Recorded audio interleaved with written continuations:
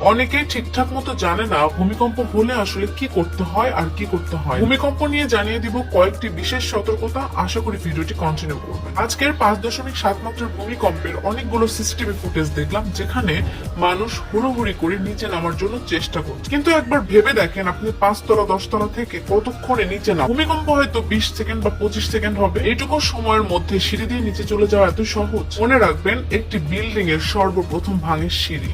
লিফটে একেবারেই ওঠা চলবে না। বাসার ইলেকট্রিসিটি বন্ধ করে দিবেন। বাসার সবচেয়ে ভারী টেবিলের নিচে আশ্রয় গ্রহণ করুন। চেষ্টা করবেন সবচেয়ে বড় পিলারের কাছে বসে থাকতে। ভূমিকম্প শুরু হওয়ার সাথে সাথে আপনি কোন রকম হুড়োহুড়ি না করে বাসায় অবস্থান করুন, নিরাপদ স্থান বেছে নিন এবং আপনি অবশ্যই দোয়া কালাম করতে থাকবেন। আপনার বাসার যে স্থানে দুটি আলমারি বা দুটি কোনো ভারী জিনিস রাখা আছে, তার মাঝখানে বসার চেষ্টা করবেন। বাসায় যদি কোনো রকম চুলা জ্বলানো থাকে, একটু কষ্ট করে নিভিয়ে দেওয়ার চেষ্টা করুন ভূমিকম্প শুরু হওয়ার সাথে সাথে। ভূমিকম্পের সময় কখনোই টাকা পয়সা, গয়না গাটি, চাবি, তালা কোথায় আছে এগুলো নিয়ে ভাববেন না। ভূমিকম্পের সময় আপনারা যারা ছুটোছুটি করে নিচে চলে যেতে চান, তারা একবার ভেবে দেখুন যে আপনার বয়স যদি 80 বা তদূর্ধ্ব হতো, তাহলে আপনি কি করতেন? সম্পূর্ণ আল্লাহর উপর ভরসা করে একটা ভারী বস্তুর নিচে মাথা একদম 2 হাঁটুর মাঝামাঝি হামু দিয়ে বসে থাকবেন। গাড়ি চালানোর সময় ড্রাইভার যদি বুঝতে পারেন যে ভূমিকম্প হচ্ছে,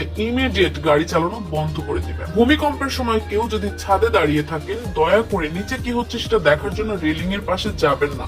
কেননা ভূমিকম্পের সময় রেলিং ভেঙে অনেক হতাহতের ঘটনা ঘটতে পারে। ভূমিকম্পের সময় বাচ্চারা অনেক বেশি ভয় পেতে পারে, সেই কারণে বাচ্চাদেরকে নিজের কাছে রাখুন। বাচ্চারা যেন আতঙ্কিত না হয় সেজন্য আপনি নিজেও কোন রকম চিল্লাপাল্লা করবেন না, দোয়া দরুদ করবেন সবসময়। প্রতিটা দিনকে জীবনের শেষ দিন মনে করে যদি চলতে পারেন, তাহলে এরকম ভূমিকম্প, এর থেকে অনেক ভয়াবহ ভূমিকম্প হলেও আপনার কিছুই মনে হবে না।